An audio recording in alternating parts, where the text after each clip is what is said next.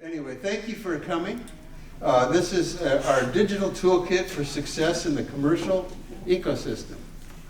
It's a panel conversation with some individuals that have a great deal of experience, and I think you're going to find this a chance to, maybe for all of us, to walk out of here with knowledge we don't have right now. We're going to start. We have AJ Hewitson, who is with the Paradise Chevrolet and Cadillac commercial vehicles in Temecula, California, and it's a tremendous store, yeah. A single point organization. They've been a GM Elite dealer in 4 of the last 6 years, and have won the highest levels of General Motors recognition for the whole dealership. This is an opportunity to learn from somebody who, have any of you been to Temecula? I know, those you guys, these are the guys that raise their hand. But they do business that the dealerships in large cities like Los Angeles, New York, they can't do out of a store that's fairly well isolated. So there's some magic going on there, and happy to learn what your secrets are. We've got Alicia von Bokel from Merit, and this is an opportunity for us to learn from someone who knows the business from the inside out and helps train, develop, and organize our folks. And it's a part of what Work Truck Solutions has partnered with them. And it's a unique part of what we can do to help all of you succeed. And then Rene St.Hilaire, he's with he was with General Motors for 30 years, which is a great place to learn the business. But then he got smart and went over to the Hendricks Retail Organization. Or lost it. And no, I think it took me longer than 30 years to figure out retail. What I usually say to dealers, there's some dealers here. I spent 40-some years as the OEM, and then I've been in retail now for about 10. First thing I do is apologize for everything I did. I'm very sorry. And I'm sure you feel the same way now. Yeah. And there's nobody here from Ford, or you should quite know. And then the founder and chief vision officer of Work Truck Solutions, you all know Kathryn. I don't think she needs Schifferle needs any introduction.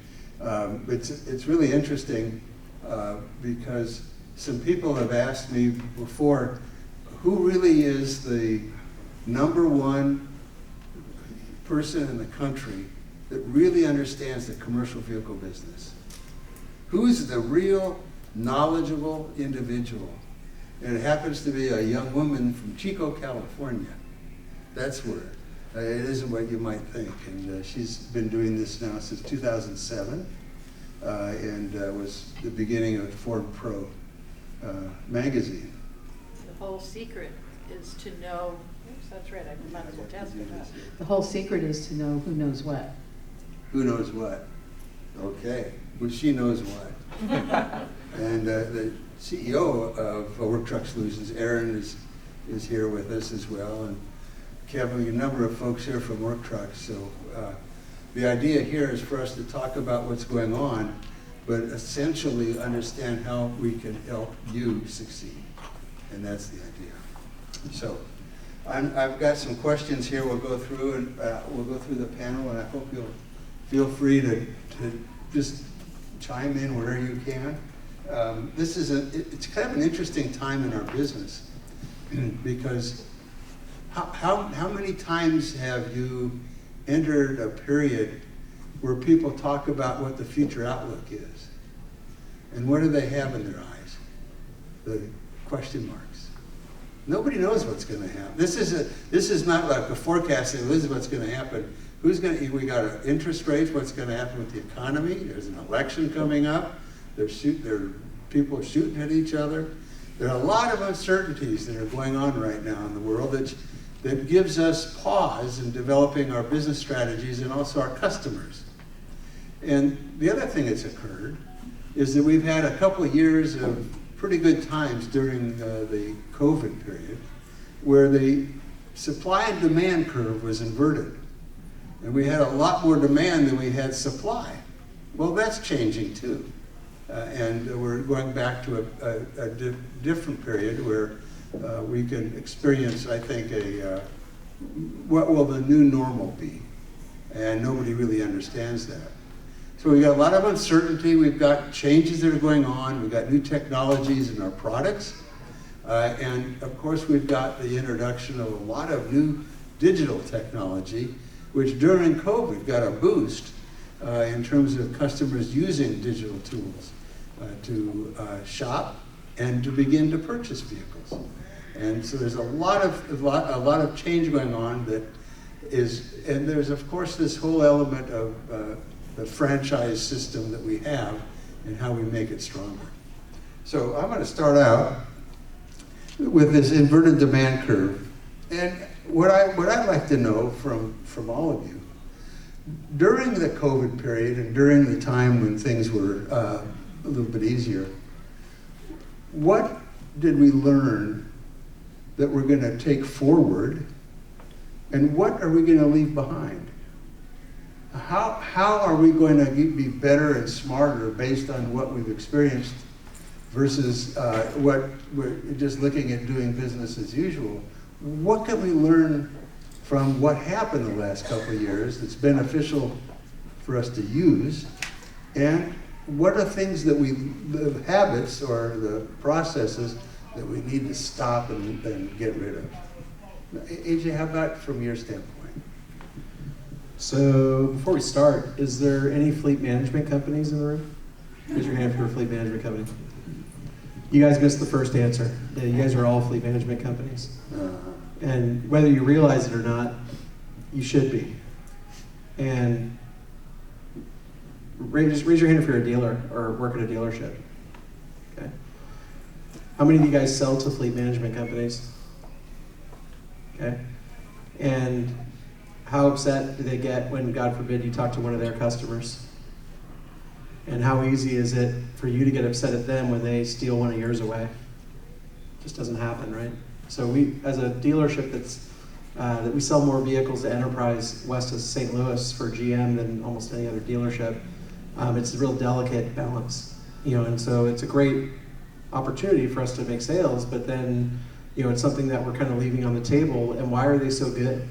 Why are these leasing companies so good? It's because they offer a process, they offer a system, and it was something that we really left on the table for a long time. And the one thing that I think that we learn and continue to learn from COVID is a better way of maintaining these relationships with the customer and to provide the same services. And it's very easy to provide the same services that the leasing companies can do, and we've got them beat dead to rights when it comes to knowledge about the product. And knowledge about what we do and the upfits and all the things, how heavily do they rely on us to make them look good?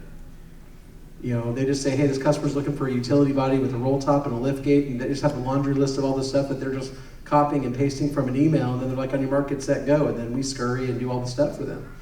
So what we're trying to do better now is to be a better fleet management company, to appreciate the business and the opportunities that they put in front of us, to maximize on those opportunities, both working with the banks, working with the customer. And when it comes to, we're really swollen on inventory right now. And we did that because it's been a feast or famine environment, and we took whatever we can get our hands on. So now we've got over 300 fleet trucks on the ground at the dealership right now. And there's dealerships that only have 300 trucks on their lot, and it only got that way because we couldn't get our hands on anything. Well, now we have our hands on it, and now we got to do something about it. So moving forward, after we get through this inventory that we've got, I'd like to be at about half that amount, 100, 150 pieces. It's not a badge of courage to have a 9% interest on $28 million worth of inventory. That's just a real punch to the gut, to do that, especially when my owner sends me a nearly daily email of, hey, you know that our flooring bill was $290,000 last month, right? And it's 40% less inventory than what we normally have because we're at 9% when we used to be at 3%. So then bring the leasing company into it. We took all the burden financially, physically, and then we let them sell it to their customer and let them be the hero.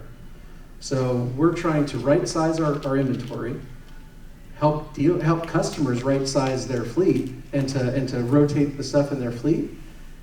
We win, they win, the OEM wins because we're ordering more consistently and don't have aged inventory sitting on our lot. So that's the race, that's the challenge, is to have enough to satisfy the customer, not too much, where it starts to get fiscally irresponsible, which we're pretty much fiscally irresponsible right now. But get to a point where we satisfy as many bosses as possible. Plus, they're your customers. I'm sorry? They're now your customers. Right. They're not someone else's who doesn't care what they repurchase as long as they buy from them. Well, and if we're doing it right, and we have really good mentors, and they're in the room. So we had really good mentors, and if we're doing it right, we're mimicking what the leasing companies are doing. Yeah. Enterprise doesn't have stock inventory on the ground, but and I do, so that's the burden that we carry. So we can handle immediate needs on the spot, hopefully that we've got the right truck, or our salespeople are consulting properly and saying, hey, I know you're looking for a regular cab, but would this double cab work? I know you're looking for two-wheel drive, but would this four-wheel drive work? I know you've never had a four-wheel drive truck, but I also know that you just blew your transmission on your 260,000 mile truck. So instead of spending another $6,000 on that truck and remarrying yourself, and I use the analogy, you're renewing your vows with a spouse that's cheating on you. And every time that you keep putting more money into it, you're just getting more and more committed, and then it's harder and harder to get away from it because you're like, well, I just spent $6,000 on this thing. I can't get rid of this. You spent $6,000 on a truck that's worth $1,500. And so once again, if we're doing it right, we can have less inventory, we can order vehicles for them, make sure that it's consistent, and then move on, and then they're kind of tied to us. And so then when you have the price conversation, which, Paul and I were having this conversation earlier today, if you're more expensive, I just ask my customers, are you the cheapest plumber in town? Well, no. Well, why not? Well, because we offer this and this and this that others don't. And I'm like, oh, really? Tell me more. You mean like us? Like your fleet management and all these other things where this other dealer is just trying to sell you a truck? And so we're trying to change their perspective and perception, but we need all the dealers in the room. Really, we need you guys to keep being mediocre so that we can be better. But there's enough. The crazy thing is that no matter how many dealers that we have this conversation with, I'm friends with a lot of commercial managers around the country, we could tell them all the sauce and they don't use it.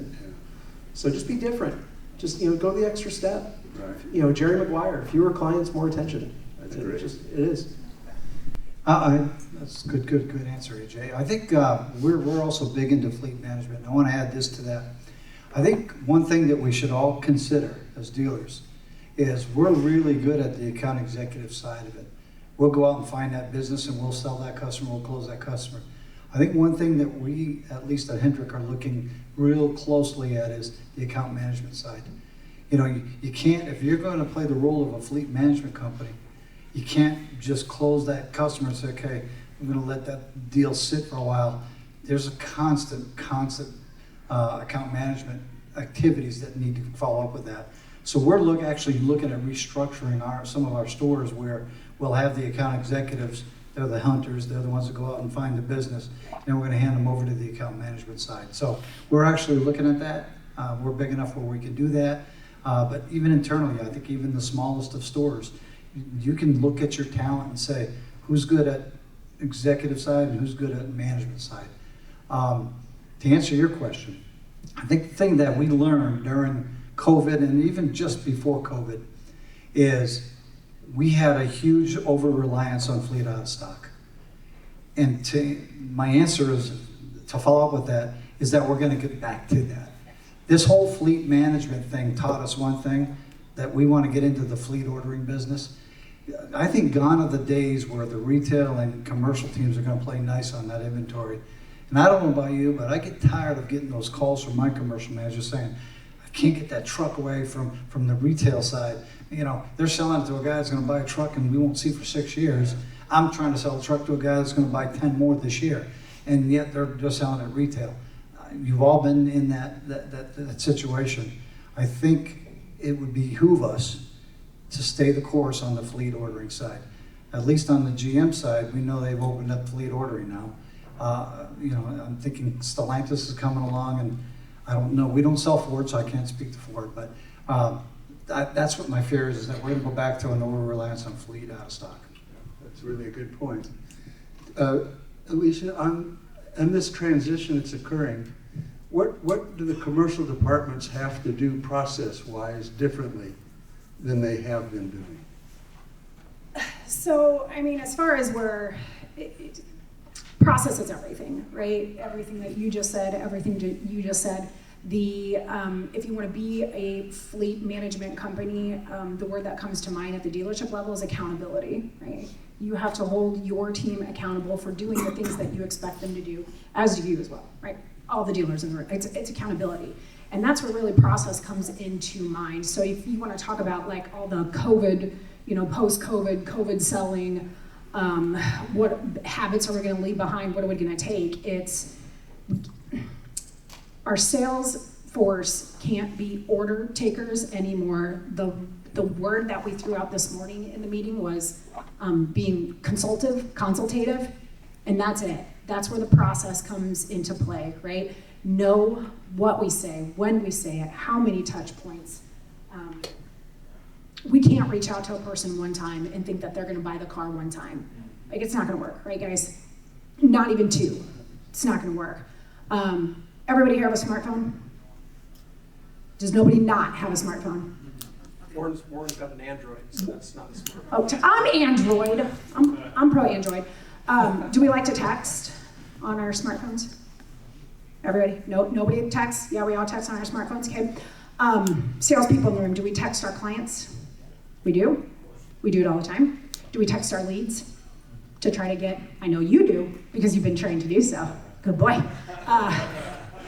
Why aren't we using text? Why aren't we using technology? Why aren't we making multiple phone attempts? Why aren't we sending them videos? Videos of us, videos of the dealer, video of the perks, video of, like, why aren't we, it has to start with a process, and you have to hold your people accountable to that process if we want to ditch our COVID selling, order taking bad habits, and we want to progress to become better partners with our customers and our clients. And that's what we really want to do.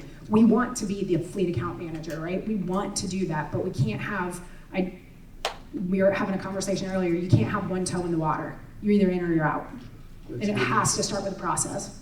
Excellent. So, Kathryn, I have one for you. I'm part of this process that we're going through. In the next 3 years, what kinds of changes are going to necessitate the commercial departments to make change? What in the next 3 years? You know, technology is a tremendous tool for improving effectiveness and efficiency in a weakening market. We really haven't talked about what technology we need in the next 3 years. How do you see the next 3 years and what the challenges are? How do we overcome them? I kind of want to answer your first question first, Okay. because as I was thinking through for us during the last few years, the biggest thing that I think of is it was an opportunity to make people start thinking differently. The fact that we could see that there was not going to be any inventory made us as a company say, well, guess what? There aren't going to be listings, so we have to explain to the customer that they need to start thinking ahead. And so to me, that's kind of the kernel of the unique difference that's given you guys the opportunity to be consultative, which is customers, small business customers, whatever your particular definition is of that, that 62% of all fleets in the United States are 5 vehicles or smaller, right? Help them understand how they need to start thinking differently. And so I think, you know, if I think 3 years, I think, well, we're in an educational phase right now, right?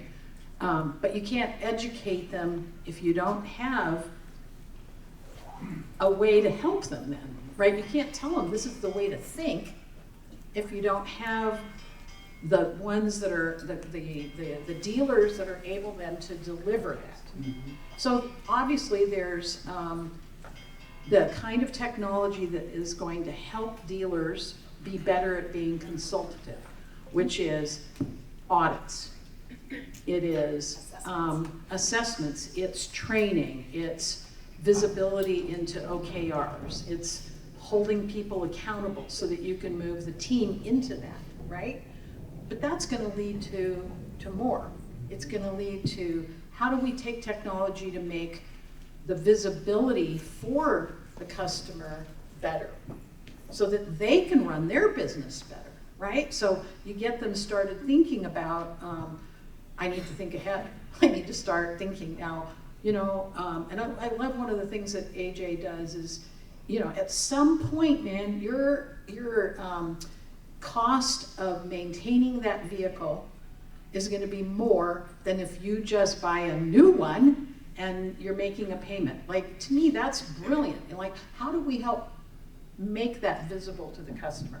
So it's a lot of collaborative stuff, yeah? I think Rachel has a question back here. Yeah.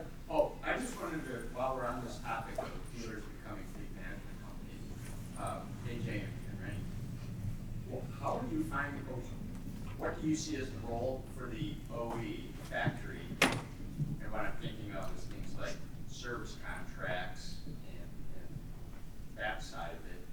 And are you finding willing partners on the finance side to do the financing as a fleet manager? Gentlemen? Yeah, so, Rudy, that's a great question. So, It was like 7 questions. I know, it really is. So, He's been around for a long time. Is the factory helping you, and are you getting the help you need from?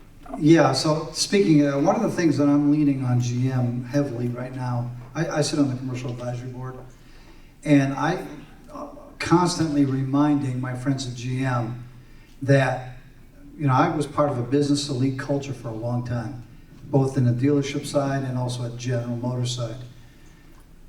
GM does a lot on the sales side with business elite. They do 0 on the service side, 0. Put your hand up right now, anybody in the business elite program, when the last time is that you saw a service rep come in front and say hello to you. Or that there's a business elite service rep. And I brought this to GM's attention, said there's little to 0 focus on the fixed ops side, which to me is the more important side. And it reminds me of a story. When I was working at GM years ago, I went in to sign up a store for business elite. And I was all excited. It would be something like AJ. I would sit down in front of him and say, here's why, and I did this 10, 15-minute presentation. At the end of that presentation, the dealer looked me right in the eye and said, yeah, I'm not interested. And I said, really? Was it something I said? He goes, it was something you didn't say. You didn't tell me how I was going to get better in service. I need help to understand how to prioritize. He said, I use a dispatch system that's all inclusive. I have retail and commercial in one dispatch system. How am I going to prioritize those commercial customers other than looking out the bay door and seeing the wrap on the truck or the van? How am I going to be able to track my RO separate? I mean, he went into this whole thing. And you know, I remembered that meeting. And when I got to Hendrick, that was the first thing I started working on was the fixed ops side. Because here's what I would promise all of us right here. If we don't service the customer, doesn't matter what we do on the front end side, you will lose that customer quicker if you can't get them in and control that downtime, which is the biggest buzzword we've all learned in this industry. Downtime is the key. I mean, we train all of our sales reps, every one of them. You know, if it's a truck or a van, if it's this industry, this is how much they're losing a day if that truck is sitting on the lot. So we have salespeople actually go out there and they'll say, hey, boss, that truck's been there 3 days. Nobody's even diagnosed it yet. So we're doing a lot of training on the fixed op side. So to answer your question, we could use more support from the OEMs on the fixed op side. On the sales side, I think GM is making an effort with the whole GM involved thing, you know, the whole account executive and we're surrounding. We do something similar at Hendrick to that, so I think we're getting some good synergy from that. AJ? So the last part you asked was about the banks and the financing, and that's a struggle. Like I'm working, well, two things. one, vehicles have gotten more expensive, but what else has gotten super expensive? All the upfits. You know, I just told this morning that I had a Napa that was $19,000 for the body in 19, and it's $29,000, $28,000 now. You know, and I talk to these body companies and say, you know, at what point is it like a goal for you guys to have your bodies be more expensive than the chassis? Because you're striving, you're doing a great job, you know, getting there. I wish I had a gym commitment like they've got a price increase commitment. You know, so when the bodies are so expensive, you know, and then you're trying to get, you know, LT, I mean, which you're including that into the invoice, so it's helping you. I mean, not helping, but it's raising your amount. But, you know, then warranties have gotten more expensive. You know, so looking at an Ally, you know, protection, you know, warranty. So I've been including service contracts, but like I got trimmed back. The contract costs like $5,100, and I wanted to, God forbid, make a little profit on it, so I added, you know, $800 to it, you know, to $5,900, and they cut me back to $4,000 on the loan because the upfit was $28,000, you know, and so there's only so much that you can do. So then you start looking at track leasing and cash down from the customer and having them participate in their own success. But yeah, it's a struggle, but you just have to keep, you know, kind of chasing it down. Best thing though is that if you can time their service contracts with a cycling program, then they don't need a 5-year, 150,000 mile warranty because we're looking to get them out of that thing in 75 to 80,000 miles. You know, and then you tell them one of the best tricks that I have yet to talk to a customer that ever knew this. No matter how long that warranty is in time and mileage, when they go to sell that vehicle, it can transfer over, which most of them know that, some of them don't. But if they cancel it, they get a refund for the unused amount. So they can get a 150,000 mile warranty, and then they're protected if they want to sell that themselves at the end of the term. You know, and now you're buying, you know, the second owner is buying that truck with a 150,000 mile warranty on it. You know, or they can just cash out and put that money towards the next warranty. So it's part of the cycling, part of the strategy. We don't really think that way, or we haven't been thinking that way. It's just something that we're changing now. So, and I want to jump in on that too. One thing that we should all do and consider doing as dealers is when your lender comes in, whether it's Ally, GMF, Chrysler Capital, whoever it is that you do business with, really hold their feet to the fire to show us on the fleet and commercial side how to do a cash conversion like they taught us years ago to do it. How many people have been in the car business for 20 years plus? Remember F&I, they used to teach you how to do a cash conversion on a cash customer? Nobody's ever taught anybody on the fleet and commercial side how to do that. So what happens when we have a customer comes in and says, I'm paying cash? There's no turn to F&I. There's no additional products being sold, which you lose your stickiness to that customer. You also have the 6 or 7 year deal where the customer's gonna chain and you're waiting for it, drive it until the wheels fall off. See, chain I learned. And so that's where all that's born. What we need to do a better job, and I was just telling Ally just downstairs when I was walking around, we need help on how to promote and talk to our customers about track.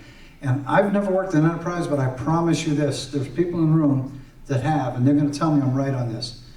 You ever watch one of your salespeople, or you yourself, present track to a customer? It's like JoJo the circus. I mean, it's crazy how we do it. We get all crazy and we define it. I literally watched a salesperson the other day present track and he goes, track, terminal, rental, agreement, clause. I'm going, what the hell is he doing? and so I said, listen, back up. You're overselling it. Mr. Customer, here's your payment. I'm going to do a track lease for you, yada, yada, yada, and here it is. Stop overselling track. It's like this big, hairy deal that we're afraid of. And I promise you, at Enterprise, they do 98% track lease, and on the dealership side, we do 2 or 3%. They're not overselling it. We are. Stop tripping over ourselves. Make it easy, but hold your lender's feet to the fire. Get the training. Learn how to quote it. Learn how to sell it. Learn how to talk about it. I promise you, we can impact the industry. I'll throw in 2 cents on that. One of them is, one of the things that happened during COVID is at 2% interest, we stopped leasing. And how did a lot of these fleet management companies get started? They were leasing companies. And that's their currency. The second thing is, you talk about the OEMs. I believe the OEMs are your suppliers. And that you need to establish the processes and the systems that work for you and your market, your brand, and use them as your supplier. Because if you wait for them to help, they're not as attuned to the market as you are, or able to respond the way you do overnight versus over a decade. And that's unfortunate. Yeah, and I'm guilty. If you ask the OEM, You're going to get an email back. Yeah. I'm guilty. I lived on email for 30 years, guy. It's terrible. That's really good advice from Jim. And that's why I say the OEM, and they work for you. They really do. They want your business. So the financial arm comes in and says, what can I do to help you? Get that training. Force that issue. Because I promise you, to AJ's point, track leases is, we really need to get into that track business to get into the fleet management business. And the two go hand in hand.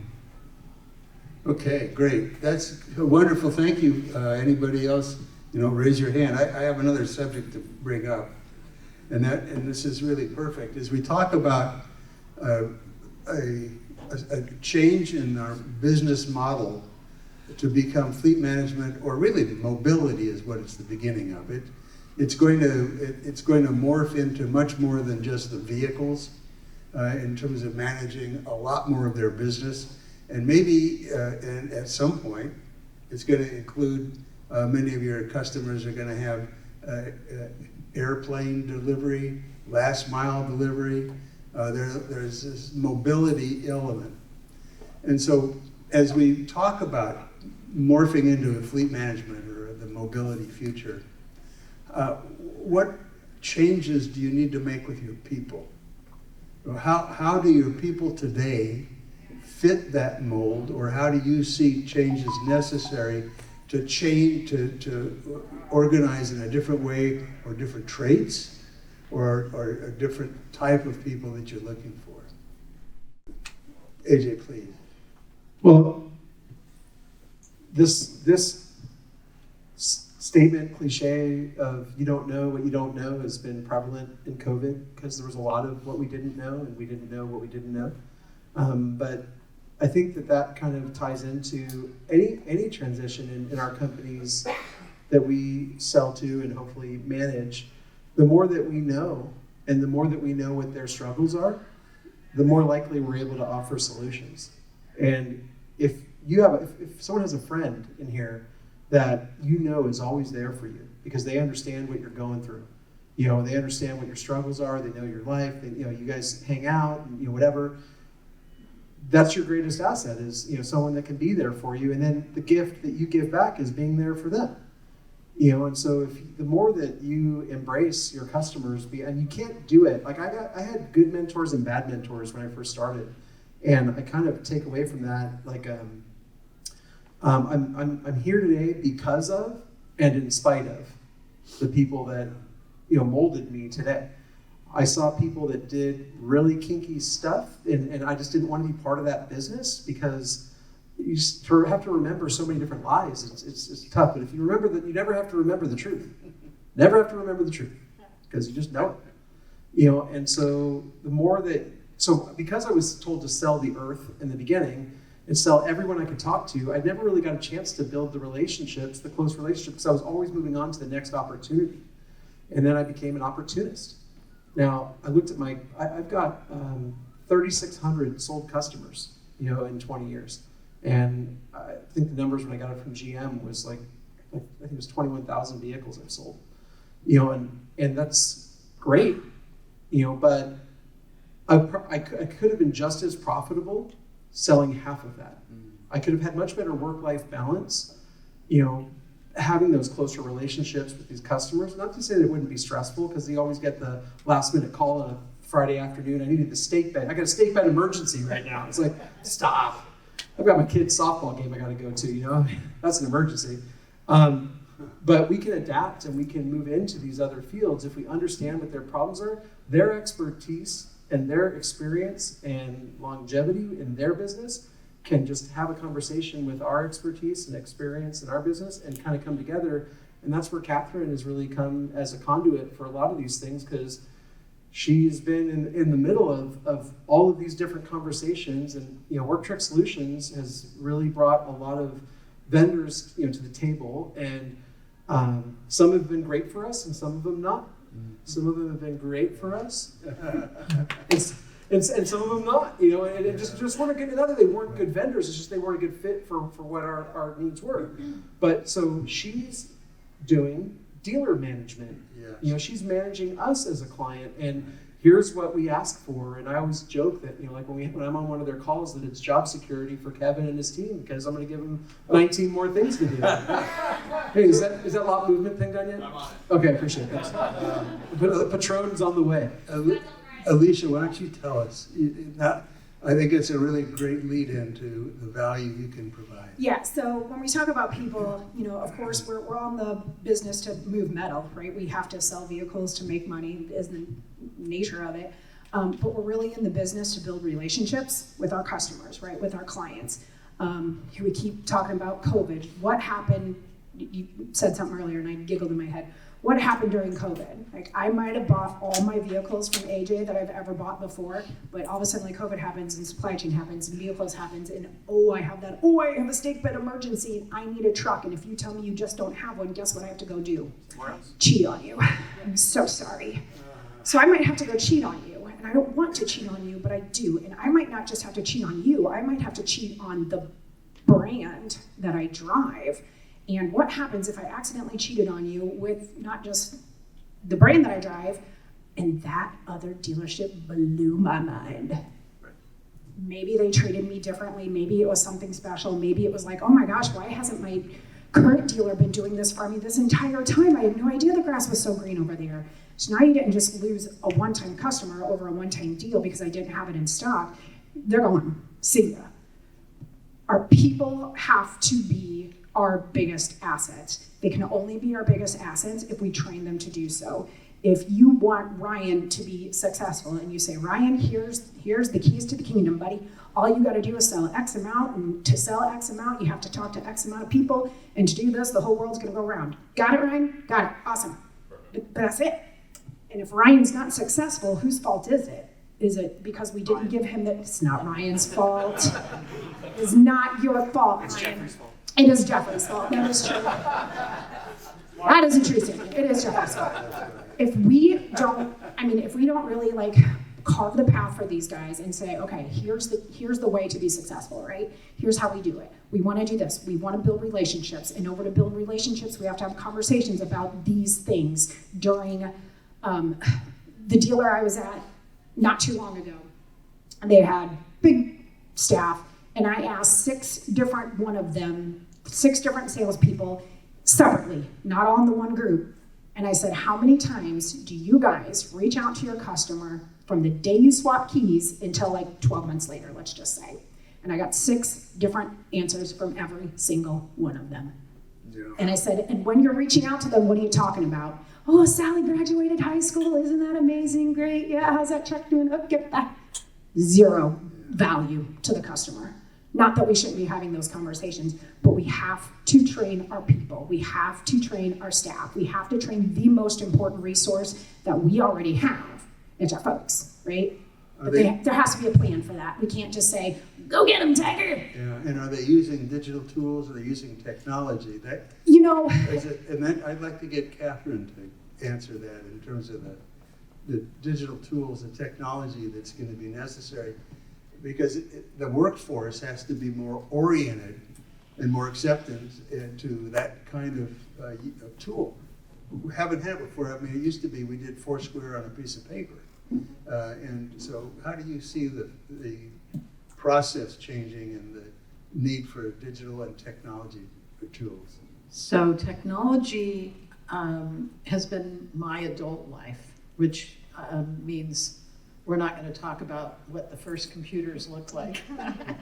But to me, it's always been about how to empower people, how to make people more efficient, how to help them do more, how to create more value, not the technology, right? Not the technology itself. And so I really love where we are right now, because when I first started Work Truck Solutions when we started publishing Ford Pros magazine in 2007, and then started Work Truck Solutions in 12, this room would be full of people whose average age was 65, and none of them would have had a smartphone.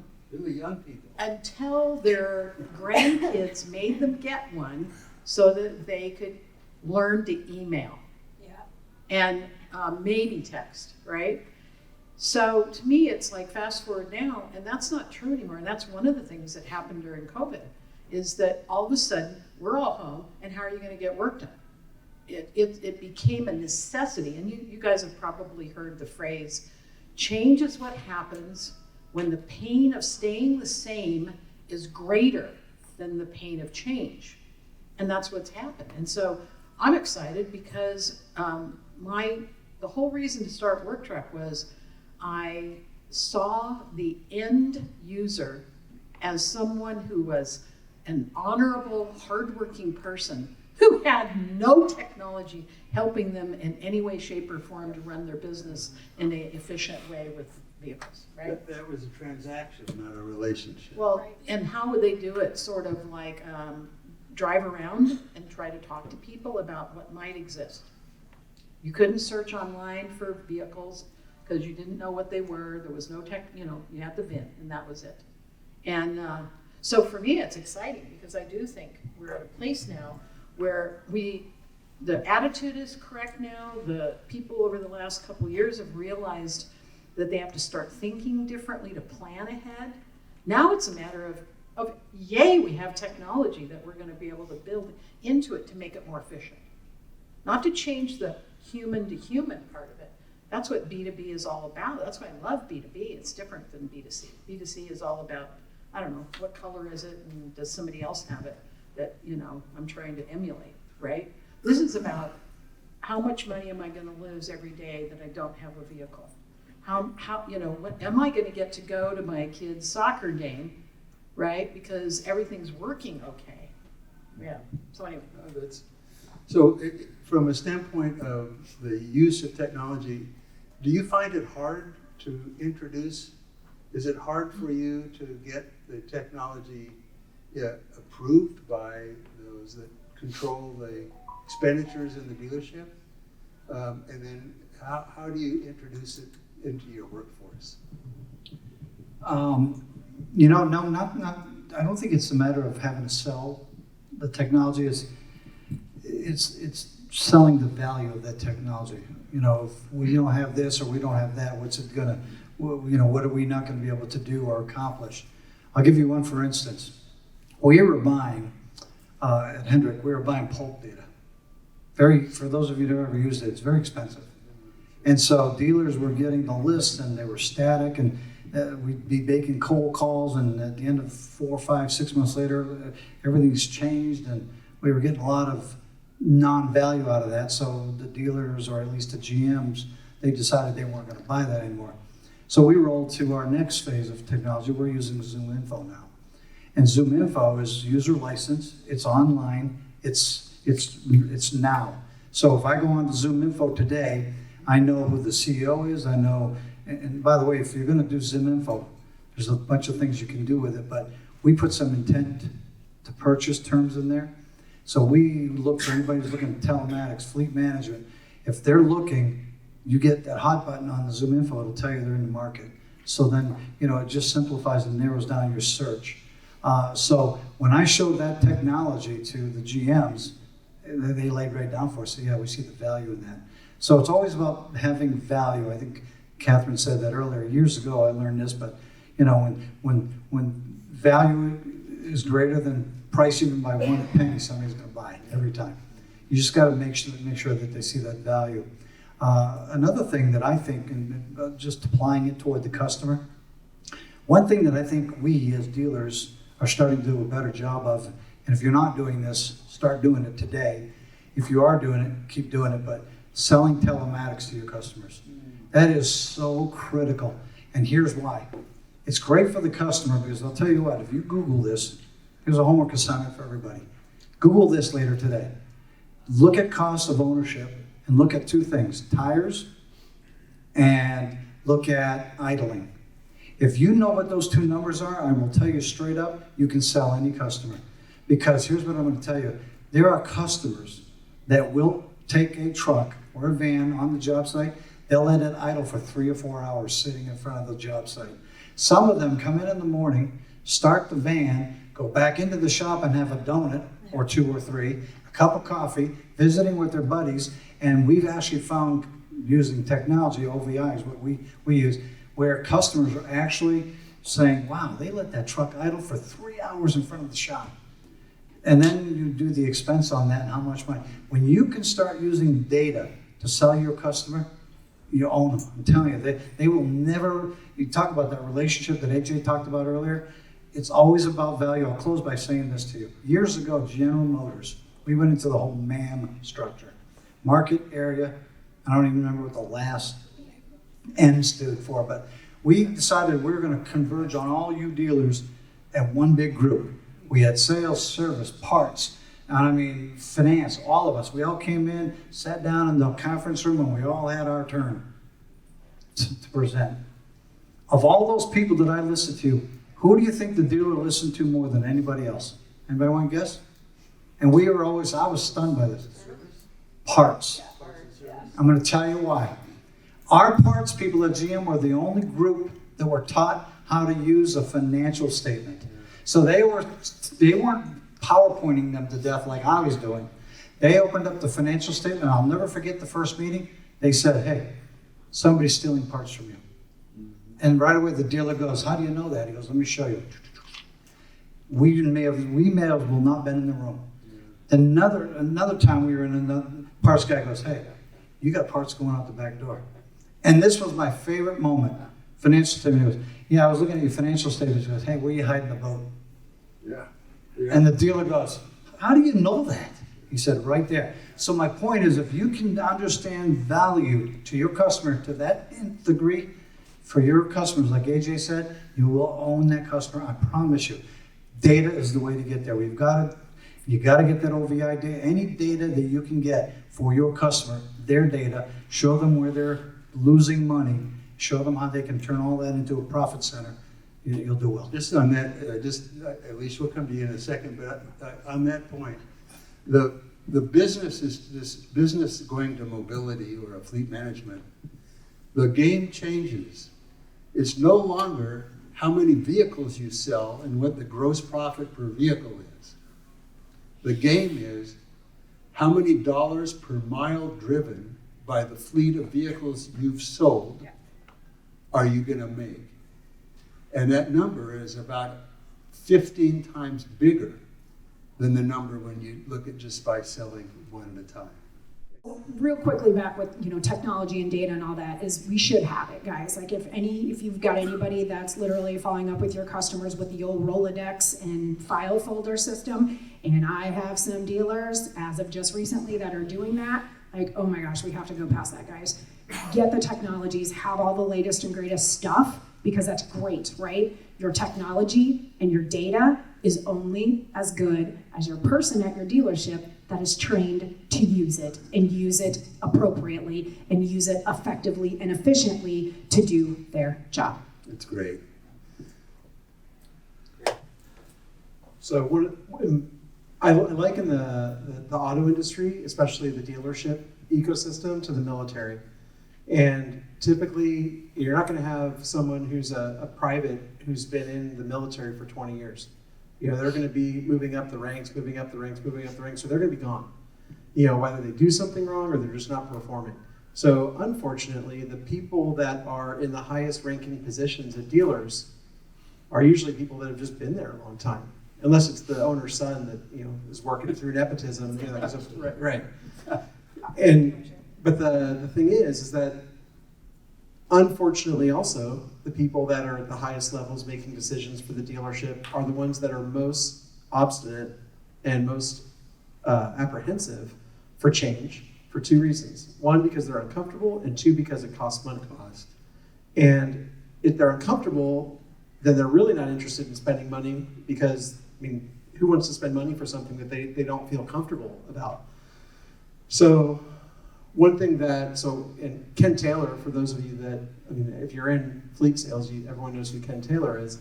You know, one of the things that Ken talks about, and I learned 20 years ago, was that the fleet department is on its own island at virtually every single dealership. Tell me I'm wrong. I mean, who's in fleet sales? You know, and in most cases, you know, they try to keep it guarded and keep it, you know, really segmented and segregated because they don't want to be bothered or hassled. But Ken goes the other way and says, over-communicate to them, get them involved, get their buy-in, get their awareness of what's going on, because then when you do want to implement, you know, technology, that you can do that. And a lot of the technology that's on the retail side doesn't really translate to us. You know, and the methods that they have doesn't translate to us. And the humping your leg on the lot, buy or die mentality does not translate to us. That's not a relationship, that's a transaction. If they're not buying you, they're not buying from you. You know, and that's, you know, so on the technology side, you know, one thing that's great about it is that it's very measurable and you can see, you know, how well it's working. So it's expensive because it's worth it. You know, and you can see how much putting money and putting time and putting effort into something, you can see how well it's translating. And if it's not, then you've got the wrong technology. You need to find technology that can give you that data so you can give it back to the people that paid for it and show them, hey, here's the value add. One thing that happened with us probably about 6 years ago, my owner came to me and I'm sitting there and he's sitting with the general manager. I'm in the general manager's office with him and he goes, how many opportunities did your guys have last week? And I just gave him the confused dog face. I'm like, what do you mean? He goes, well, here's the retail up sheets. Here's how many people that came in on the retail new side. Here's the used side. Here's the up log of all this stuff. You guys track any of that? And I just was like, nope. And we have a CRM, but we weren't really forcing the guys to use it. And so I didn't have any of that information. So I left that meeting never wanting to feel like that ever again, especially since we spend $200,000 a year in marketing on the fleet side. So I'm like, I don't even know how I'm spending $250,000. And I couldn't even answer to it either. So quickly, I said, hey, this is what's going to happen. So I was having the guys send me a daily report of what their activities were, which is also a little bit archaic, old school, and there's better ways of managing it, which we're doing now. But that technology just makes your life in job more easily accomplished. One thing to tag on to, if you use it. So one thing to tag on to what Rene said, if you get your customers to sign up for telematics, one of the most important pieces of that is to have them give you credentials onto their telematics.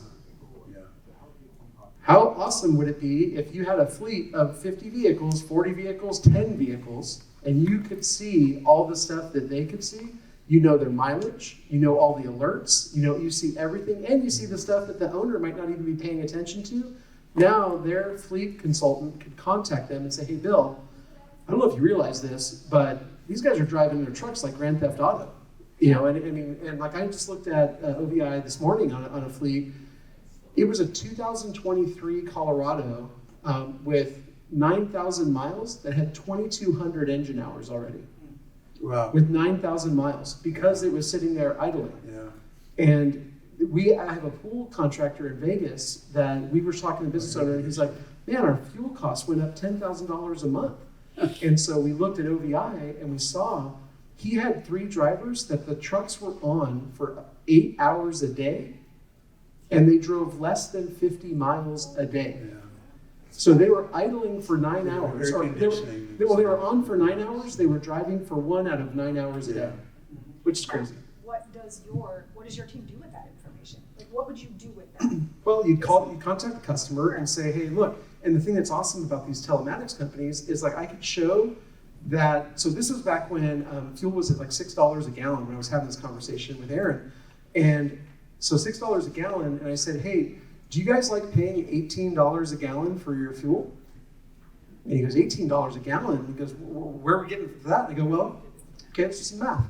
You've got 24 of your vehicles that are getting 20 to 22 miles per gallon. And you've got 3 vehicles that are getting 7 miles per gallon. 7 times 3 is 21, so you're spending 3 times as much to keep that truck on the road as the others. So you're spending $18 a gallon for the fuel. He goes, that's impossible. And I go, 8 hours of idle time is possible, and 2,000 engine hours is possible.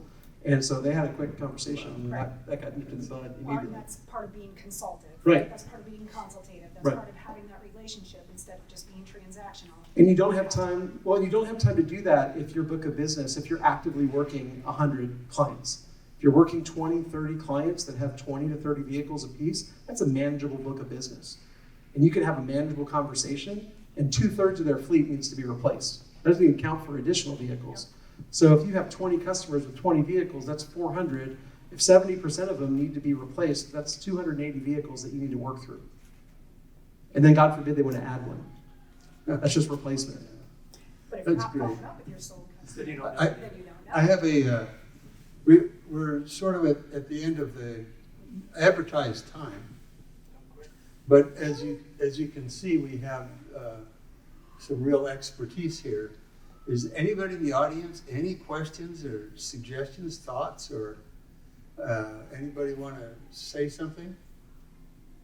I would suggest, like, hold your guys' when it comes to CRM and technology and tools and things like that, hold whoever you guys are using, hold them accountable to your standards. Yeah. If you're using something at your store and you're paying whatever for it, and if it's not working for you, if your CRM isn't working for you, then call the ever-living daylights out of them and say, this is what I need. That's where having the relationship with your retail team is gonna work, and let them know your pain points. Whatever tools and technologies that you guys use at the store, hold them accountable to doing their job. They should work for you, and if they're not, then you need a partner that helps them To do that better. point, when we sit down with our fleet commercial people, because going back to what AJ said, we have the same problem. We have 30 commercial stores that are true bona fide commercial stores out of our 100 stores at Hendrick. They refused to use the CRM. And every excuse in the book, right? We stood up in front of the room twice now in the last 6 months, and Mr. Hendrick finally stood up the last time and said, how many people are using CRM? And of course, all the hands go up, which was a lie. And he said, well, let me just remind you that those are not your leads. Those are my leads. He said, and you're required. We're not asking you, we're telling you. Let me tell you what I did with that information. I have a fleet account specialist program. I have 10 hunters now that are hunting for our company. Number one complaint that I received after the first 90 days, hey, Rene, we're giving our leads to salespeople, but nobody's following up. So you know what I did? No way. The ones who are following up are getting all the leads. And now the salespeople are coming, how come I'm not getting any of those leads? Because you weren't working them. Guys, there's 20 groups your dealers go to. We're all talking, okay? I promise you, at some point in time, someone's going to impose a policy at your store that if you don't work your leads, you're not going to get them. Why would I, if I was managing a baseball team, why would I put the worst pitcher in the game out of the bullpen when I could put the best pitcher? That's the same mentality we have to have in this car business, fleet commercial side, or otherwise we're not going to exist. Leads are a privilege, not mandatory of your employment. Leads are a privilege. Well, not only I say that, one more time. Leads are a privilege. They aren't, you don't just get them because you're a salesperson there. So if you're, spending hundreds of thousands of dollars in marketing and you're doing nothing with those opportunities that your marketing strategy is getting for you, right? If you're doing zero things with those opportunities, why spend the money to do it? Leads are a privilege, not a requirement. well, I was just gonna say, we've talked today about changing to be consultative. I know earlier today, AJ, you were talking about how many times you have to talk to someone to get that relationship, and and become part of their process. So when it comes right down to it, it's not only a privilege, it's also a way to get from that point of one contact to the place that you need to be. I love that you're thinking about quality and not quantity, right? That's really what it needs to be. Well, but you're going to get a lot of pushback. If you're a manager of salespeople, you're going to get pushback on this. And we have 6 guys on our team, and 2 of them did not want to go down the fleet management road. And so we said, okay, you're on the island program now, and you get no leads. You monitor the floor, and any calls that come in, any internet stuff, anything that we spend money on to generate leads, you're not going to get, because you've got it all figured out. Yep. And both of them had a 30 to 40% drop in sales after they went onto their own island, and they can go hang out with Snoop Dogg and and go hang out on the island, and we're just waiting to see if at some point they come back to say, we're tired of seeing these, all these awesome efforts that they're not going to say it this way, of course, but we're tired of missing out on these leads. What do we have to do to be part of it? And that's going to be my happiest moment. I'll probably need a life alert bracelet to get off the floor, but yeah. So it's one of those things that fewer clients, more attention, and it works. Hold people accountable. We're going to ask our mentor and our sponsor to make some closing comments. I'm going to stand up so I'm 1 inch taller. To me, this getting this group together to talk about this is what it's helps us all raise the boat. But I want to absolutely let you all know that this question of how do we see the next 3 years going with technology, Work Truck Solutions is here to make the right things happen with the technology. That doesn't mean we're going to build everything. It means we're going to find the right partners to partner with. We're going to start connecting the dots between them. We're going to make it easier to support this hard work, this transition that you all are going through, because we believe in it. We want to help make it happen. We want to give you visibility into the data. We want to make it convenient for your sales team to do their work, right? And for their customer to be able to get that value that you're creating for them. And so please, everybody in this room, open door for ideas all the time at Work Truck Solutions. What's bothering you, what's causing problems, places that you've seen things work that may or may not even be in this space, whatever it is. I often describe the way that the way that I eat. I call it the way that I eat information. It's like a whale. You know how whales eat information? They just open their mouth and suck everything in, and that's how we want to be for listening to you all on what's important to you. Thank you. And I want to thank the audience, our partners that are here. As you know, we've put together a group of those that can assist us. We don't have all the answers, but we sure do know people, and we're trying to put together a complete system that will satisfy your needs in commercial like nobody else. Maybe even one day, one click. That's the ideal. Thank you all very much. Have Thanks a good for day. coming, guys.